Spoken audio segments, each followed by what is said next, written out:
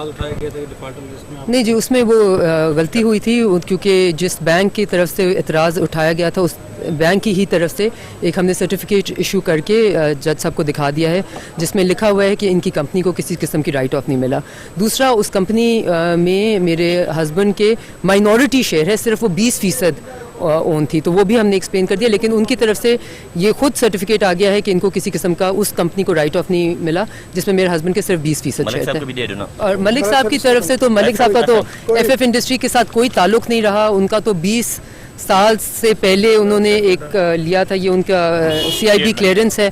सो ये गलती से नेशनल बैंक की तरफ से हुआ है सब? नहीं जी, मैं समझती हूँ कि ये गलतियाँ हुई हैं काफ़ी ज़्यादा, और हमारे सिस्टम में इंशाल्लाह क्लियर देखिए, हमें जिस तरह हम सिस्टम्स इम्प्रूव करें उस तरह ये सारे सिस्टम्स भी इम्प्रूव होंगे। अब ये एक अच्छी चीज़ हो रही है कि हर किसी की जाँच पड़ताल हो रही है, लेकिन इसके साथ साथ जो जाँच पड़ताल के लिए मवाद आ रहा है उसमें अभी बहुत ज़्यादा एफिशिएंसी लाने की ज़रूरत है। तो इंशाल्लाह, तो मलिक साहब का आया था कि एफएफ इंडस्ट्री का उनका कोई आउटस्टैंडिंग है। एफएफ इंडस्ट्री के शेयर्स उन्होंने आज से कोई 10 साल पहले सारे बेच दिए थे, और उसमें उनकी किसी किस्म की पर्सनल गारंटी नहीं थी, और पार्टनरशिप डीड भी मौजूद है। तो ये सारा कुछ क्लियर करके इसकी सारी डॉक्यूमेंटेशन हमने जज साहब को दे दी है, क्योंकि हम ये सब कुछ गलत एतराज़ात थे, इसलिए हम एक्सपेक्ट नहीं कर रहे थे, इसलिए हमने 2-3 घंटे में सारी डॉक्यूमेंटेशन प्रोवाइड कर दी।